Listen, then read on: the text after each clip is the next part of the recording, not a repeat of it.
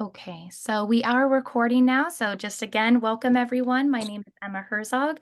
Just a little bit about myself. I am a instructor at CSUSB in San Bernardino, as well as an instructor at Victor Valley College. So I teach infant and toddler and preschool classes, focusing on guidance, curriculum, and working with lab students and knowing how to work directly with young children in early childhood.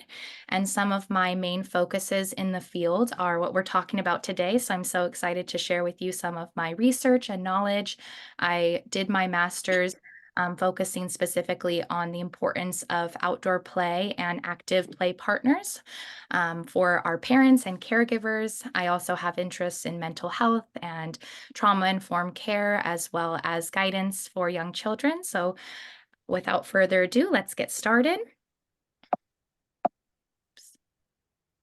So this is just a little bit about our agenda today. So some of the things that we will be focusing on, we're going to start with the importance of nature and spending time outdoors. And then we're going to talk a little bit about why nature is healing for us. And then we're going to touch more on nature, but specifically why children are not spending as much time outdoors and in nature. And then we're going to tap into what your role is in helping your child to be immersed in nature, spending time outdoors. And then we're going to get into our later half, focusing more on hazards, risky play. So, spending more time focusing on what risky play looks like, how to support your child in risky play, and then just some quick tips to leave you with in learning outside and how it starts right as you open that door to the outside world. So, as I mentioned, we're going to start with the importance of spending time outside in nature. And so, I'm not covering everything today. We could be here for weeks upon weeks if I were to tell you everything related to the importance of going outside and spending time in nature with your child and for yourself. But today, I'm going to focus a little bit on social and emotional health as well as cognitive performance. And I've included many additional links and resources for you to enjoy and engage with on your own time. That's one of the things I like to put into my lectures, just additional supplemental readings, articles, research, and videos. So you'll notice that there are a few links on the slides to some of that. And so feel free on your own time if you're more interested in what we're talking about to take a peek at those. So some main skills and areas related to social and emotional health that we see are increased when we spend time outdoors is self-confidence and emotional regulation. So being able to understand and regulate emotions is extremely important for young children, and spending time outdoors has been shown to increase our abilities to regulate emotions because we're in environments that are calming and allow us to think more clearly. So that also is connected to our cognitive performance. So skills such as science and mathematics, language acquisition, big questions that parents have related to, what is my child learning in school? And are they ready to be academically prepared for the next steps? That can happen all outside. So everything that we can learn indoors can be done outside: mathematics, language, and scientific skills. So we're discovering in nature, we are exploring the world around us. So we can be counting pine cones along a walk, or we could be looking at animals in the tree and figuring out the different types of animals that we see. And so we're classifying, maybe we're sorting. And we can have rich conversations when we're outdoors in nature. So, wow, I see that you are walking along the log right now and you're stepping one foot in front of the other. And wow, look, a bird just went by. So, language can be flourished by being in nature. And then this is a great link about attention restoration theory, or also known as art. And so it's really just focusing on that we can have increased attention and focus when we spend time outdoors. And this is significantly important for our cognitive performance. So, in order for us to be able to remember things and to recall things and to have working memory and be able to make decisions and planning, those are all skills that we need when we are in the classroom and when we are communicating with others, when we're regulating our emotions. And so, spending time outdoors can restore our attention, restore our focus. So, I don't know if anyone here spends a lot of time inside for your jobs, but I know I do. I spend a lot of time indoors and working on the computer, and I start to get fatigued. And so the best way that I have found to take a break is to go outside for a little bit and enjoy my space and that fresh air. The air quality is better when I'm outside. I'm able to then recenter myself and be mindful of my space. So, those are some of the things related to cognitive performance that we see when we spend time outdoors. And then a little bit about mental health and physical well being. We see that nature is extremely healing for our mental health. So, many studies have looked at depression, stress, and anxiety, and how when we are spending increased time indoors, we have higher risks for those areas of mental health. But the more time that we spend outside, we have reduced risk for them. So, I'm somebody who has a lot of stress and a lot of anxiety in my day to day. And I noticed that also my mental health is much more in tune. I'm in tune with myself. I feel more connected when I have opportunities to be outdoors. And I do agree from this research that my emotions are more in check. I feel more calm, joyful, creative when I'm spending time outside. And then this is another additional link with a video about forest bathing. So that sounds interesting if you haven't heard of it before, but really what that is, it's a therapy practice related to mindfulness in nature. So really just taking a moment to step back from all of the hubbub and the craziness in our day-to-day work and school lives and just taking a breath and enjoying what is. And so this gives you a little walkthrough of that practice out in the redwood forest and really just taking a long walk or even just sitting in the grass like the child is here, taking in all of that sensory experience that we can have when we are outdoors. And then a little bit about physical well-being. So I've put a picture here of two children playing in the mud and dirt and wrote a little quote, "A little dirt won't hurt." And that is very true. A little dirt won't hurt. And actually, dirt is beneficial for us and contains microorganisms that can actually have positive impacts on our systems and being able to reduce risk for allergies and asthma. And we see that children who actually live in areas that are more rural and farmland, they have these reduced risks for asthma and allergies. We also see that not only our physical health within our bodies is increased, but also our skills in motor abilities. So our gross motor, all of those big body movements that are important, especially for our growing infants, toddlers, preschoolers. Same with our fine motor. So our fingers, our toes, we can use our fingers, toes, our legs and arms, our torsos to turn. All of that can happen when we're spending time outside and engaging with natural materials such as sticks and stones and logs. All of those things are important for us. And then just other things like cardiovascular health and muscular fitness. So, again, working our muscles when we're taking a walk or a hike or even riding our bike along the beach path. So, all of those good things about moving our bodies happens when we're spending time outdoors. And we have decreased risk for sedentary behaviors. So, when we're outside, we're not sitting as much. We're moving our bodies more, we're more active. And so, this reduces our risk for high blood pressure and obesity. And actually, 20% of children were found in one study to have obesity by the time that they were 6 years old. And it was due to the lack of movement and the lack of spending time outdoors. So it's really important for many different areas of our health and well being. So we're going to shift gears a little bit, and I wanted to do a quick check in. And I know our chat box is not working, so I do apologize for that. So feel free if you wanted to raise your hand, but we can just also do a mental check in. How much time do you think children or you and your own child should be spending outside a day?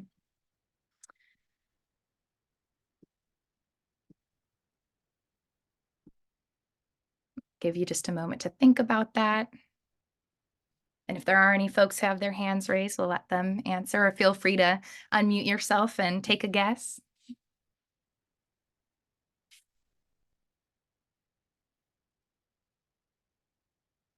Alrighty. So if you guessed that children should be spending at least 2 to 3 times a day between 60 to 90 minutes, you are correct. Now, it's interesting to see that many parents and caregivers, they actually do believe that increased time spent outdoors within this time frame is important and should be done, but they're not spending that much time outside. And so we're going to look at a little bit of research as to why that is. So, why are we not spending 2 to 3 times a day between 60 to 90 minutes? So, that's a couple hours a day. And most of us, unfortunately, don't have that much time in the day to be spending outside in unstructured free play or going to the park or being at the beach. Maybe one day out of the week on the weekend when we have free time, but every day is not always something that we can do. And so we're going to talk a little bit about that. So here's just some research to show reasons why children are not spending as much time outdoors. And we're going to be focusing in the later half of our discussion on the parental influences and attitudes towards nature. But some additional reasons why we see children aren't spending as much time outdoors is related to technology, urbanization. So, all of the cities that we have limit access to green spaces and natural areas, which are really important for being outdoors. So, having not only access to being outside, but natural spaces. So, natural elements, streams, rivers, trees, leaves, all of those are really important. And when we don't have as many access to green spaces, we're mostly put with manufactured buildings and all of these things that are more man-made instead of more green spaces that allow for open-ended, unstructured play and that risky play that we're going to get into later. And so another one, which I'm sure that you can attest to as well as myself, our work, school, personal lives, that balance that we have to create often limits us in being able to spend time outdoors. And so I know for myself, most of my time that I spent outside was when I worked with infants and toddlers directly. And I tried as much as I could with the weather to get outside. And now that I'm not working directly with children, I spend most of my time indoors at the computer or in a classroom teaching adults. And so it's interesting to see the shift and the amount of time that I was moving decrease when I wasn't going outside as much. So my sedentary behaviors increased when my work life shifted. And most of my time now is a quick walk with my dog around the block, which I thoroughly look forward to at the end of the day. And this is just an additional resource for you looking at in your community. Are you able to have more access to green spaces and how you can connect with representatives to be able to create more access for that and why it's important? So sometimes we're able to get within our community donations of natural materials that aren't being used. So maybe trees have fallen down and aren't able to be put in the neighborhoods anymore, but they could be put in local parks or local schools as areas for children to climb and move on. So, just a link about that. And then the last part that we're going to talk about on this slide is the parental influences and attitude towards nature. So, many studies have looked at two key reasons why parents and caregivers are not taking their children outside. The first one is time, which is kind of related to that work and school life balance. So, not having enough time in their day to dedicate. But the second one is fear. Fear related. Oh, did someone have a question? No, I thought I heard an audio, but maybe I just misinterpreted that. So the second one is fear. Fear related to the weather, fear related to the neighborhoods that we live in. So if there's not safe spaces to be in, fear related to risky play. And we're going to talk about that a little bit more. So there was a lot of fear related to being outdoors and also fear related to natural elements. So personal experiences with nature that were more negative produced more likelihood that children will also have those same fears related to nature because if mom, dad, grandma, grandpa are not spending as much time outdoors, then child is also not going to be spending as much time outdoors. All right, any questions so far? We're doing okay, everyone? I can only see a few screens and most of them are black, so I'm not able to gauge and read facial expressions. So I just wanted to do a quick check-in. Alrighty. So now let's talk a little bit about your role. And this is mostly what we're going to spend the rest of the talk doing is what you can do. And if you're already doing these things, wonderful. If you learned something new today, I'm so excited because we can always increase our ability to engage with our children and amp up our interactions with them when we're spending time outside. And so these are five key ways that I think you can incorporate importance in your role as an active play partner for you and your child when spending time outdoors. And we're really thinking about providing a gateway to your child's exposure, exploration, and enjoyment within the natural world. So you have young children, and you making time and effort and planning out when they can go outside is extremely important. So maybe you don't have access to green spaces or a backyard that you can go to readily available every day.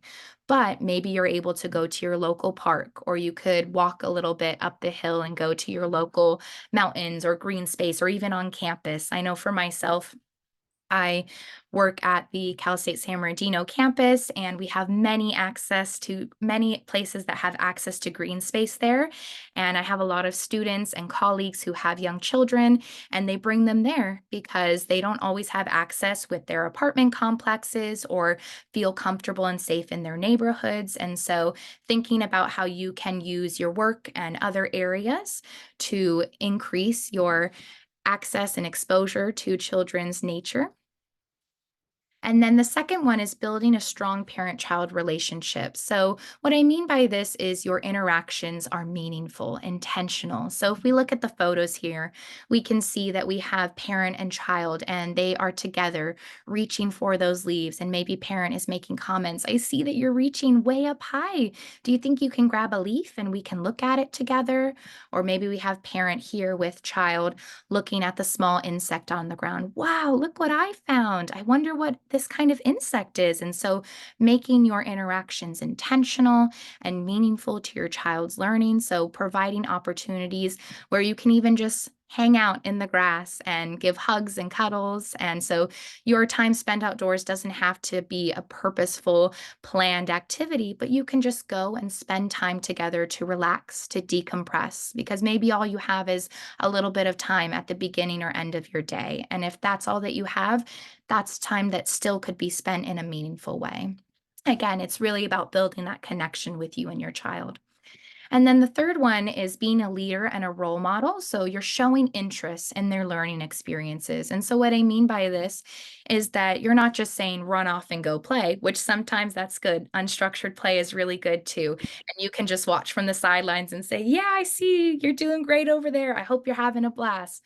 But you can also be hands on with them, showing interest in what they're doing, what they're looking at. So there's a great video from Harvard that talks about serve and return. And so that's something that you can think about is sharing the focus, naming things, identifying what children are seeing, asking questions to prompt new exploration. And then the fourth one is supporting and guiding your child's learning and development through your words and actions. So again, going back to that serve and return, child looks at something on the ground, you also look at the ground. You point to it with them. You say, wow, I wonder what this is. Hmm, what do you think it is? And maybe you're starting to describe, well, I see that it's small and it's green, and wow, it looks like it has a lot of legs. We both have legs, but this insect looks like it has way more legs than we do. And so I'm providing description and detail. I'm showing interest. I'm involved with my child in a meaningful way. So they're all connected. Same with scaffolding your child's learning. So maybe your child is moving up a hill and you notice, ooh, this hill's a little bit rocky, but you're going to give them the chance to try that out. So we'll talk more about that as well when we get to this fifth piece. So risky play. So you're creating opportunities for risky play that are safe for your child. Because really, when it comes down to risky play, it's a safe form of risk. And I know that seems contradictory, but I'll explain on the next slide what that means in creating safe opportunities for risk. And these are just some additional articles that might be helpful to you and kind of navigating what your role might be. So, NAUIC is a wonderful resource. So, the National Association for the Education of Young Children, and they have great options for families and just giving you that language that I'm sharing with you here. They also have great supports for if you just need more groups of parents to talk to about your thoughts and your feelings, so you can get more involved with others who are also interested in this topic. All right, so now let's get into the fun stuff because this is what you guys came for to talk about risks, right? So let's talk about hazards versus risks because oftentimes these two terms are used interchangeably or we don't know the difference between the two. And so, first, I'm going to focus on hazards. Really, what hazards are, they are situations that can cause potential danger, they can pose threats, and they can cause serious injuries that are beyond management, so we can't prevent them. So they're not safe places for us to be. And oftentimes, when hazards are there, they're put in place where there's no supervision and adults or caregivers, whoever is there, they're not there to support the child. So child is left in, an area that is unsafe beyond their means. It's dangerous. And so we're thinking about those places as hazards. So places that could cause potential danger or threat that are beyond our control. So those are things that are often associated with risk, but they're completely different in the sense that with risk, we're creating challenges for children and they're appropriate. So that's a key one. They're appropriate and they're safe. They may make us a little bit nervous, but they're not putting children in harm's way. They're not creating danger for them and they're not causing threats to their well being. And so we're allowing children to foster their development. And some great things that children learn through taking risks are connected to their self confidence, their self awareness, building resiliency, problem solving skills, and being able to engage in that active movement piece. And most of the time, risky play happens outdoors. Sometimes risky play can happen indoors, but most of the time, we got too much furniture and we want to make sure that we are keeping our homes clean and protected from bumping or breaking things. So the outdoors is the best place that you can go to have challenging risk that's also going to be safe. And so this is a link for you on risk and play and how it helps your child's development. So feel free to take a peek at that if you want to learn more about understanding the developmental piece related to risk. And then these are just some examples of what risk might look like. And so I'm going to talk about them here. And then on the next slide, we're going to talk a little bit about how you can create opportunities to engage with your child while they're taking risks. And so, as I mentioned, children can have an increased sense of self confidence and self awareness when they're engaging in risky play. And so, one of those areas that's really key is in rough and tumble play. So, rough and tumble play is almost like play fighting. And so, this is when we're engaging in back and forth consensual play where we are bumping bodies, we're pushing each other, we're rolling around, could be in the dirt if we wanted to. But this is consensual. We have rules set in place ahead of time. We're talking about body awareness and boundaries, but there is risk involved. I might get bumped or I might not want to play anymore. And then I can have better sense of myself and others. And again, that boundary piece. And I'm creating a challenge. So maybe I'm engaging in a move that I haven't tried out before and I have to maneuver my body or I have to roll over to try and move to another position. So I'm testing out different ways to challenge myself, my skills, my abilities. And then this one often turns some heads, the use of dangerous tools. And so there's some really interesting research if you wanted to dive deeper into this piece related to forest schools and how they use dangerous tools, specifically knives, in engaging in safe construction and use of these tools. And so they actually teach children how to whittle, so to carve things, and so thinking about just different occupations or career paths that require dangerous tools, construction and building, they require dangerous tools such as hammers and knives and nails. And so some dangerous tools that you might use on a less dangerous scale could be mini little hammers. And so I teach a curriculum class, and this class is focused on helping teachers or future teachers, or really anybody who wants to learn about young children. And we talk about creating appropriate activities. And so we focused on nature play a few weeks ago, and I brought out some little tiny hammers, probably about as big as my hand. And they're little wooden hammers, kind of the ones that you might use to break open chocolate, if anyone's seen that, or just to tap on things, maybe in your construction area in the classroom or at your home. So very small and not too heavy. And we went out and we got some pieces of paper and we went and collected some nature. So, first, we did a little nature walk. And keep in mind, this class is adults. And so, I was showing them how they do this activity with children. And so, we went on a little nature walk around campus and we collected different leaves and flowers. And then we got our pieces of paper and we put our leaves and flowers in the paper and we folded the paper up and we started hammering away. We were using our dangerous tools. We were outdoors. We were exploring how the chlorophyll in our leaves was starting to come out and make those prints. So it was really fascinating to see the transformation from the flower on the plant itself and then actually on the paper. We talked about comparing and contrasting patterns. So many different conversations and learning was happening just by using a dangerous tool outside. So a little bit of risk occurred, but we talked ahead of time about safety. How do we use these tools? How are we going to put them away when we're all done? And a lot of our teachers that were working doing this activity, I had asked them, "How are you feeling during this time?" And many of them responded with, "I feel so much better. I can actually get out some of the tension that I was having throughout the day.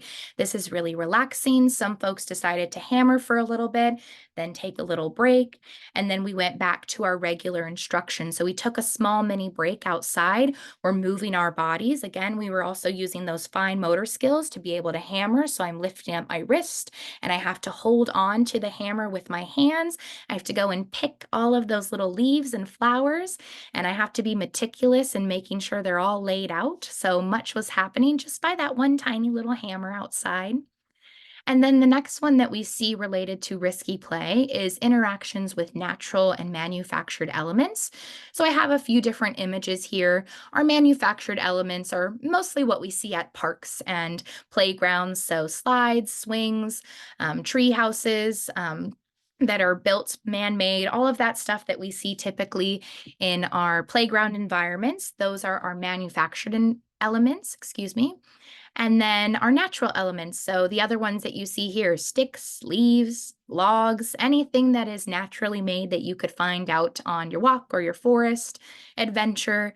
And so we see that risky play can happen in these environments with these elements. So let's just take a look here at our friends who are on the slide at the park.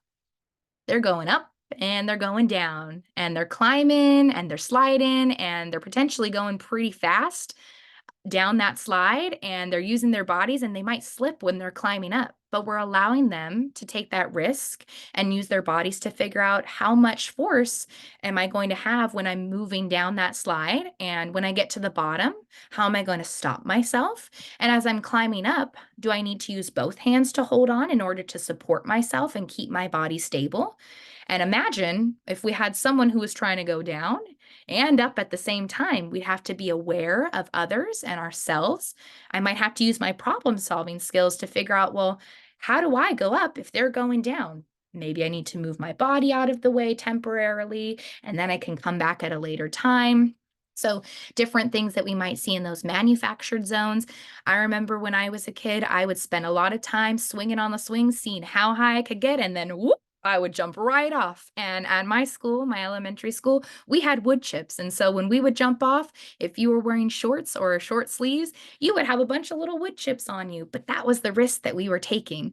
And it was extremely exhilarating and fun. But we also talked about safety. So there was a point where if our caregiver was there, she'd let us know, or he would let us know, we can only swing a certain amount of height or else it would be unsafe. And so setting those limits ahead of time was really important for our understanding and knowing what we were able to do within the safety limits of our space and our environment. Other things that you might see children doing in natural spaces beyond just those manufactured playgrounds: walking, crawling on, across, under logs or bridges. And so we see in this picture, we have parent or caregiver with the child, and it looks like they're going across a log. And so maybe we wanted to give baby a chance to try it out all on their own. And oh, they fell down the first time. And then maybe we realized, okay, a little bit of more support could be needed. I can offer them, a hand to hold, or maybe I've even just stand next to them on the side. Would you like to try again by yourself? Do you need me to hold your hand? And then And maybe I notice that by their gestures, if they're nonverbal yet, or don't have the language. I can tell by their body and facial expression that they're frustrated, but they want to try again. And so we work together to problem solve, and I'm creating that opportunity for active engagement. So moving our bodies together and see how close and interested parent is. I'm interested, I'm engaged, I'm making this a meaningful experience where once we get to the end, how proud we will be of ourselves, that self confidence that my child is going to feel after they've accomplished this challenging task. So, those are just some things you might see in your natural spaces. I also included for great heights, high speeds, and long distances. So often one of the risky play elements is getting lost. And so that seems a bit fearful, right? Getting lost, but getting lost in a safe way. And I'll give you an example. Another one for when I was a child, we had a local park that had almost a little forest connected to it. And so there was the playground, and then there was a long, windy path that took you to more natural area. And my brother and I, we would wander off in there and we would make believe play and pretend we lived out there.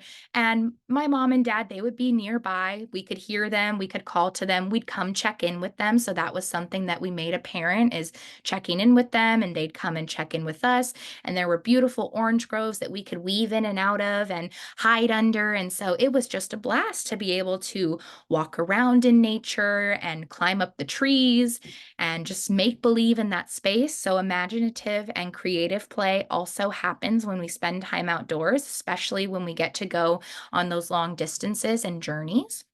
Other things that we might see children doing related to great heights and high speeds is biking or climbing. So, letting baby or toddler or preschooler climb up that hill, giving them a chance to do it all on their own. So, sometimes we aren't able to. We have, the stroller or the wagon that we're going to use, but maybe letting them get out and try climbing up that hill if you're able to. And maybe it's a dirt path. And so we are slipping a little bit. And so maybe we need to see, do we need to get lower to the ground to get more grip? Maybe we need to wear different shoes next time. Maybe we need to figure out how to get more momentum as we're going up. And so we can practice and talk about what we might need to solve this problem or work through this challenge together. Any questions? I know that I might talk a little bit fast, so I want to make sure that if anyone does need a revisit or just has questions, I address those before I move on to the next slide. I'm only able to see, again, first 5 people, so if you do, I'll just do a quick click through to make sure I don't miss anyone. Okay. And as I'm clicking through, seeing some of your smiling faces, wonderful. So glad you're all here. Alrighty. So, here's more about how you can support your child in risky play. And I have a beautiful picture of a hummingbird here with a little quote. So, you may or may not heard of hummingbird parenting. And so, if you want to learn a little bit more about that, I have a little link for you here, as well as an article that is great if you want to know more about risky play and more about specifically the language that you can use to create opportunities for risky play. So, that's this second link here. But I'm just going to read this quote really quickly. So, hummingbird parenting, I tend to stay physically distant. I let them explore and problem solve, but I zoom in at moments when safety is an issue, which isn't very often. And the reason why safety isn't an issue very often is because of this first piece here. First and second piece, my apologies. So, the first piece is creating learning spaces that allow for freedom, movement, and exploration. And I'm thinking ahead of time. So I'm planning of when we're going to be going outside. How do I create opportunities where my child can freely move in this space? So there's not many restrictions. I'm not going to be saying, no, don't do that, or wait, hold on, we can't go over there. I'm creating a space and making sure ahead of time this is a space where I feel comfortable, I feel safe. So you got to feel safe in the space too. You got to feel that you can come into this space and move around and have the freedom to explore as well. So, can my child jump? Can they climb? Can they crawl here? All of those big body movements. Can they go and look under the bush over there? And I'm going to be okay with them exploring and maybe pulling out some leaves or showing me a rock or even throwing that pebble or rock into the stream nearby. And then the second one here, practice safety and go over important rules ahead of time. So that's why safety is not going to be as much of an issue because we're talking about it ahead of time. I'm setting up my environment, my outdoor space ahead of time to ensure that I know we are safe in this space, we can explore here, and this helps you to relax a little bit. When that space is all ready to go and you've planned ahead, and that comes into also preparing with materials that you might bring. So maybe you need wipes or sunscreen or things that you can protect yourselves from the weather or the elements. So, is this space ready to go for play? Are you able to spend that unstructured time for at least an hour or two outside? And so, thinking about some safety rules. So, if we're engaging in rough and tumble play, talking ahead of time about what stop means. So if we're rough and tumble playing outside and I talk beforehand with my child and say, just wanted to let you know that we're going to be doing some big body movements. We've done this a little bit before. And so just as a reminder, when someone says stop or puts their hand up to tell you stop, this means that we need to back away. We need to do a quick check-in. Now, again, depending on the age of your child, you would do this in steps and as a process. And so you wouldn't just jump right into rough and tumble play, but having an understanding of what the word stop or whatever word that you choose to use in that time, just having both an understanding of what that means, those boundaries. I know that there's a great boundaries song going around right now. So if something like that, having supplemental activities or materials into your daily routine to talk about safety, those can be things that you can talk about on the car ride there during mealtime. So, bringing in conversations about safety into your day to day routines can be great to prepare yourselves for an adventure outside. And so another one that's great is wait for me when you get to the bottom, the top, or the end. So maybe we're doing our hike and we're going up the hill and, ooh, I'm falling behind. My kiddo is way up there and I am not as fast because they're moving and they're grooving. And I say, just a reminder, wait for me when you get to the top. When you see that stop sign up there, make sure you wait for me. So having check-in points with you and your child. It was very sweet when I was going with my students to do the outdoor activity. They all waited for me at the door. Now, again, they're all grown adults, and so they were free to move as they would. But I was like, oh, I love it. Thank you for waiting, my friends. Awesome. Already having that routine understanding of we wait for all of our people to be together because this is a piece of safety. And so that's a rule that we can go over ahead of time. What is waiting? How do we wait? I need to make sure that I can see you, that I can hear you. This keeps your body safe. This helps to keep me safe. And so understanding of what safety is really important. And then the next one is helping your child to become aware of their environment. And this taps a little bit into that safety piece. So recognizing the space that I'm in. So maybe I'm at a local park and maybe my local park backs up to a stream or a dam or even a busy street. And so having awareness of my environment, what are the safe zones that we can play in, making sure that my child can hear and see me in that space. So not wandering too far off, but having the ability to have freedom in their space and that movement, but also this awareness of the environment plays a key piece in allowing them to explore and to learn and grow in this space. So let's observe together. What do you see? What do you smell? What is that touch? So maybe we're walking along and we're climbing or walking on that log. And so, ooh, do you feel that crunchiness underneath your toes? So maybe if we allowed them to take their shoes off. Ooh, that's even more risky, right? Taking our shoes off in natural spaces, letting them feel that dirt. Do you smell the dirt and do you feel it in between your toes and your fingers? Or when we're walking along maybe the wood chips, how do those feel? So allowing them to touch, to smell, maybe even to taste if we're going to go to a space that's safe, like a garden area outside. So trying out different foods if you're comfortable. And then also another one is helping your child to problem solve and think critically. So when they are in a moment where they might be stuck, or they might stumble or fall. How do we help them to problem solve? How do we help them to feel confident in being able to make decisions on and think about what the next step could be? And so I see that you want to take the lead. So maybe baby or is starting to crawl off. All right, you're taking the lead. I'm going to follow you through the grass. Where are we going to go? And then maybe they come up to a front where there is a big boulder in the way. And so this was one that was along the path when I was a child. My brother and I would be running along the path, and there was a giant boulder that kind of positioned itself right in the middle of the path. And so we had to think about, well, we're going to try and climb over it? Did we need to go around it?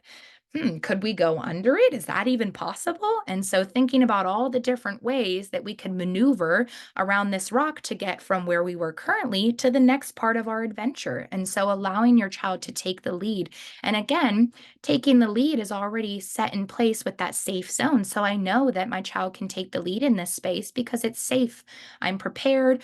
Maybe if they do fall, I have a band-aid or I have a little snack for us to take a break if we need one. So I have all my stuff prepared ahead of time.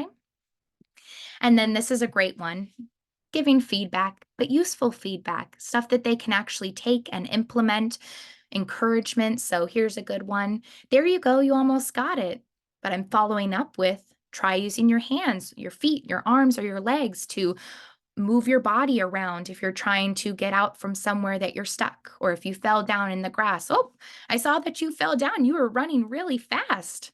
Did you need some help getting up? Did you want to try and do it all on your own? So giving them that choice. Maybe they do want to try it all on their own, or maybe that was a discouraging fall and they just need to check in and have a little bit of a hug. And then after we take a moment together, we can try again. You can say, you know what? Sometimes I fall too. It happens. And when I fall, sometimes I need a moment to sit and take a break, but sometimes I'm ready to get back up and go. I brush off the dirt or the grass and I keep moving. And so giving them encouragement, letting them know you're there for them, involving yourself in that risky play too. So run with them. You may be sweaty or you may be tired, but get yourself involved as well. This is a really important piece in supporting risky play is you do it too. All right, any questions, thoughts?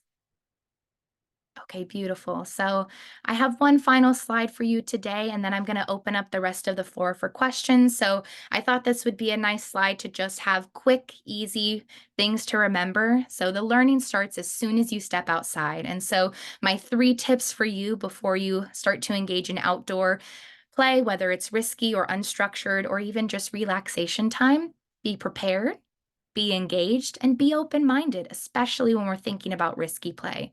So, I talked about some of these, but just some quick tips. So, plan for enough time. Remember, we need at least 2 to 3 times, 60 to 90 minutes a day. So, even if you could get in 1 hour a day, plan that and make it part of your daily routine. So, I mentioned that I like to take my dog for a walk. And so, in my daily routine, I've already set out that time every single day to do that with her. Spending time outside, going on a walk. She enjoys it. I enjoy it. It's a nice break in our day.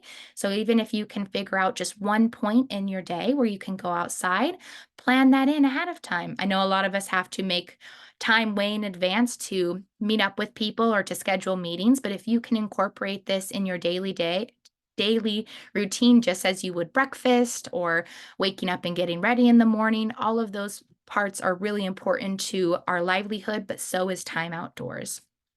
Check the weather ahead of time. We all have handy dandy technology that helps us to look up the weather ahead of time and bring what you need. So if it's going to be sunny, pack a little day pack. So I like to have a little bag that has everything I might need if I'm going to be going outside.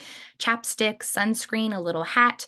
I even keep extra socks just in case I were to stumble upon a puddle and ooh, that puddle looks like I might want to jump in it. So thinking about extra clothes ahead of time, wipies, a quick snack if you need a break. So having a little bag that you can put, in the back of your car or even just at the front of your house when you're getting ready to go on a walk, that can be a great resource for you to feel more relaxed when you're going to be spending time outdoors. You don't have to worry about going back to the house, stopping at the store, cutting your time short. You have everything you need. And then being engaged. So we talked about that, scaffolding learning, being hands on with your child. Your active engagement is really key in their learning, building that connection together. Your connection with your child is the most important piece, that relationship that you build. And you can do that when you're outside as well. And really taking advantage, enjoy the moment. Outdoors is supposed to be fun. So take time if you need, bring a book outside, bring your meal outside. I love to open up my office door and I get to hear frogs and birds. I'm very thankful that it's right next to the outdoors instead of actually in an office building. And so I love to open it up and have my lunch and just sit outside, enjoy the sun, maybe lay out on a blanket And then open mindedness. So try new places that you've never explored before. I'm not a huge fan of sand, but I try to go to the beach at least a few times a year if I can, and try to think of new creative ways that you can move and play. Step out of your comfort zone a little bit. I know risky play can be really intimidating, but again, you're going to be prepared and you're going to be ready to be engaged because your child's learning and your relationship is the most important. And so sometimes as adults, we got to step out of our comfort zone just a little bit. And so if I leave you with one thing, it will be this quote here, and that is, anything you can do indoors, you can do outdoors and more. And so I hope you all enjoyed my talk today, everyone. I'm going to leave the rest of the time for questions, and then this will be my contact information. Please feel free to contact me at any time. I would love to get to know you all more. And thank you so much, everyone. I'm going to stop the share now just in case anyone has personal questions that they'd like to ask, and leave that discretion for you. So I'm going to stop the share and I'll be here if anyone would like questions. Thank you again. Let me try and, okay, there, stop the share. And I'm going to pause the